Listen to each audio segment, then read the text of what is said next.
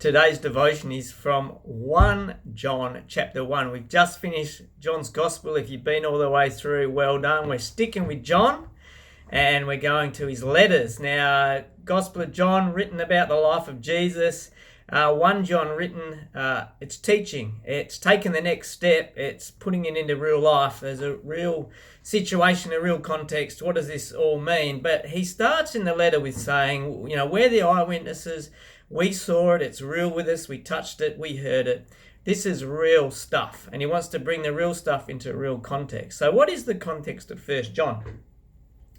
Well, like any group of people, any group of Christians, any group, there is some sort of dodgy ideas being sown into the people. And the dodgy idea basically is that sin is not really a thing. It is a thing, but once you come to God, come to Jesus, it's all sorted. You don't have to worry about it because, let's not be negative. And then the emphasis becomes on having these amazing spiritual experiences, and it's almost like this elite class of people who have these experiences with God.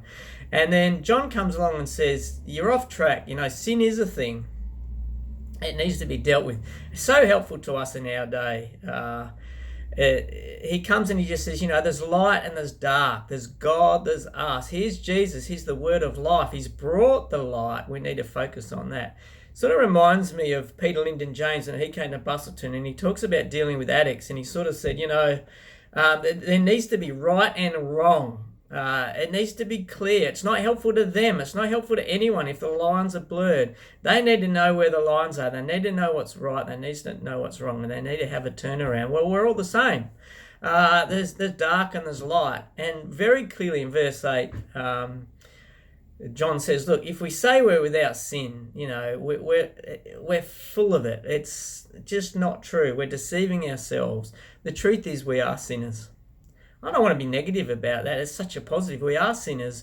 We need God's light. We need his forgiveness. We come to him and he rescues us out of darkness into light. And the reality is we still need to keep doing that. We still need to be honest with ourselves about our reality, honest with God, and to walk in the light, walk in transparency, walk in honesty. It's the way to go.